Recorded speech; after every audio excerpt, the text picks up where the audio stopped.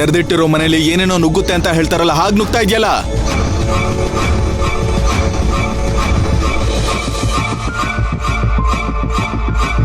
ಇದು ನಿಮ್ಮ ಅತ್ತೆ ಮನೆ ಅಲ್ಲ. ಈ ಹೊಸಲು ತುಳಿಯೋದಕ್ಕೆ ನಿನ್ಗೆ ಯಾವ ಅಧಿಕಾರನೂ ಇಲ್ಲ. ಹೋಗ್ತಾ ಇರಿ ಇಲ್ಲಿಂದ. Get out.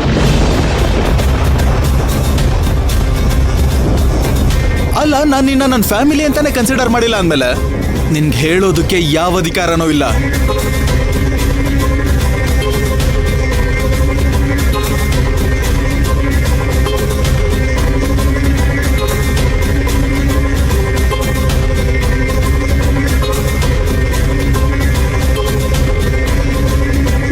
ಹೇಯ್,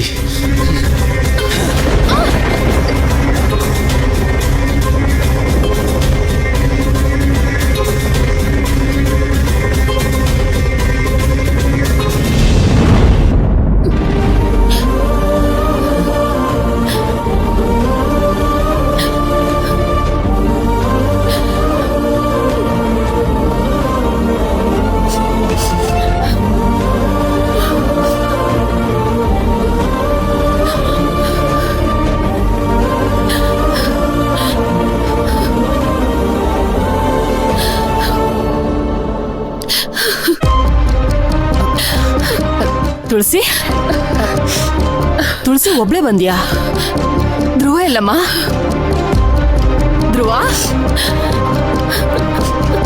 ಧ್ರುವ ಬರ್ಲಿಲ್ವಾ? ತುಳಸಿ, ನಿನ್ನೆ ಕೇಳ್ತಿರೋದು, ಧ್ರುವ ಬರ್ಲಿಲ್ವಾ? ತುಳಸಿ, ತುಳಸಿ ಅಳ್ತಾ ಇದ್ಯಾ? ಏನಾಯ್ತು?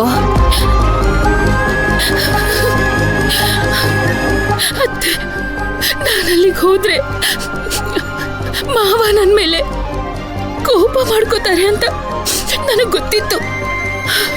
ಆದ್ರೆ ಅಷ್ಟೊಂದು ಅವಮಾನ ಮಾಡ್ತಾರೆ ಅಂತ ನನಗೆ ಗೊತ್ತಿರ್ಲಿಲ್ಲ ಅತ್ತೆ. ಏನಾಯ್ತು? ಏನಂದ ಅವನು? ನಾನು ಮನೆ ಒಳಗಡೆ ಕಾಲಿಡೋಕ್ಕೂ ಮುಂಚೆ ಬಾಗಿಲು ತೆಗ್ದಿರೋ ಮನೇಲಿ ಅದೇನೋ ಕಾಲಿಡುತ್ತಲ್ಲ, ಹಂಗ್ ಬರ್ತಿದ್ಯಾ ಅಂತ ಹೇಳಿದ್ರು ಅತ್ತೆ.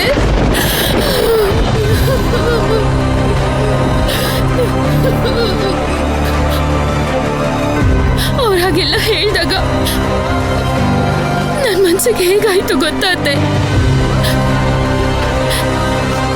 ಅದೆಲ್ಲ ಪರವಾಗಿಲ್ಲ, ಹೇಗಾದ್ರೂ ಮಾಡಿ ಧ್ರುವ ಮಾವನ ಹತ್ರ ಮಾತಾಡಿ ನಿಮ್ ಮನ್ಸಲ್ಲಿರೋ ವಿಷಯನೆಲ್ಲ ಹೇಳ್ಬೇಕು ಅಂತ ಹೋದೆ. ನಾನು ಮಾಡ್ಕೊಂಡು ಬಂದಿರೋ ಚಟ್ನಿ ಪುಡಿ ದೋಸೆನ ಅವ್ರಿಗೆ ಕೊಟ್ಟು ತಿನ್ಸೋಣ ಅಂತ ಹೋದ್ರೆ ಮಾವ ಆ ದೋಸೆನ ಬಿಸಾಕ್ಬಿಟ್ರು ಅತ್ತೆ.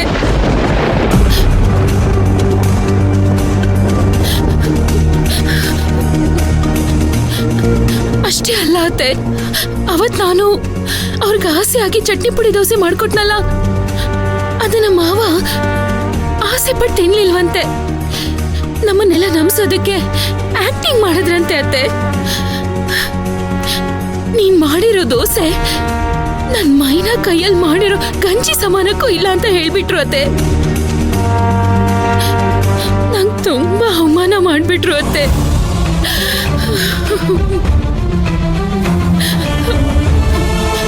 ಅತ್ತೆ, ಮಾವ ಹಾಗೆಲ್ಲ ಹೇಳಿದಕ್ಕೆ ನಂಗೆ ಏನು ಬೇಜಾರಿಲ್ಲ. ಆದ್ರೆ ಅಲ್ಲಿ ನಿಂತ್ಕೊಂಡಿದ್ದವ್ರ ಫ್ರೆಂಡ್ ಕೂಡ ನನಗ್ ಬಾಯಿಗೆ ಬಂದಾಗ ಮಾತಾಡ್ಬಿಟ್ರು.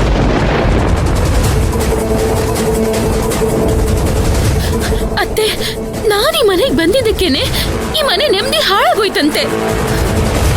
ನಿಜನಾ ಅತ್ತೆ? ನಾನ್ ನೆಮ್ಮದಿ ಹಾಳು ಮಾಡಿದ್ದೀನ?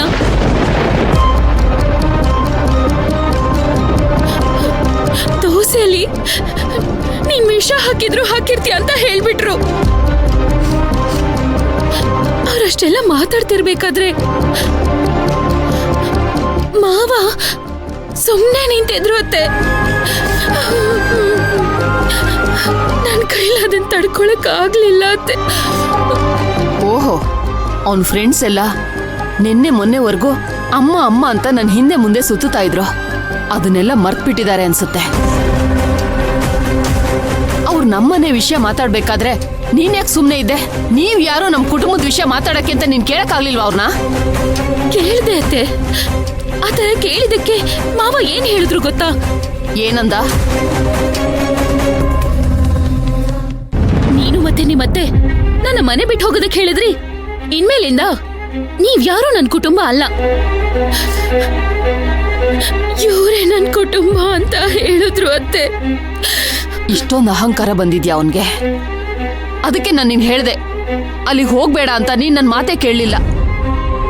ಅವಳು ಸಹವಾಸ ಮಾಡಿ ಒಳ್ಳೇದ್ಯಾವ್ದು ಕೆಟ್ಟದ್ಯಾವ್ದು ಅಂತಾನೆ ಅವನಿಗೆ ಗೊತ್ತಾಗ್ತಿಲ್ಲ. ನಿನ್ನೆ ಯಾರು ಅಂತ ಕೇಳದ್ನ?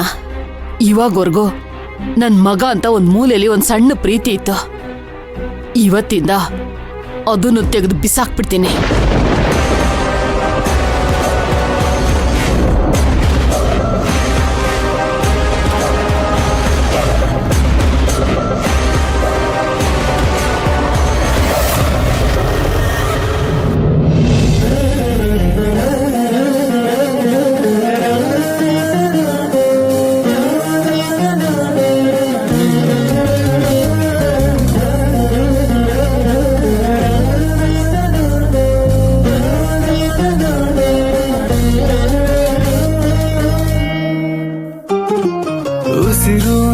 ಉಸಿರು ಪ್ರತಿ ಉಸಿರಲ್ಲೂ ನೀನೆ ಬೆರೆತೋಗಿರೋ ಹಾಗಿದೆ. ಬಡಿತಾ ಎದೆ ಬಡಿತಾ ಪ್ರತಿ ಮಿಡಿತದಲ್ಲೂ ನಿನ್ನ ಹೆಸರೇ ಜಪಿಸೋ ಹಾಗಿದೆ. ನನ್ನ ಒತ್ತಾಟವು ನೀನೇ, ನನ್ನ ಪರದಾಟವು ನೀನೇ, ಮುತ್ತಾದ ಹೋರಾಟ ನೀ. ಸಿರಿಯೇ ಸಿರಿಯೇ ಓ ನನ್ನ ಸಿರಿಯೇ, ನನ್ನ ಮುತ್ತು ಮಳೆಯ ಹನಿಯೇ, ನನ್ನ ಒಲವ ಇಳಿದು ಅಳಿದು ಸಿರಿಯೇ, ಒಮ್ಮೆ ನೀನು ಸಿರಿಯೇ ಮಳೆಯೇ.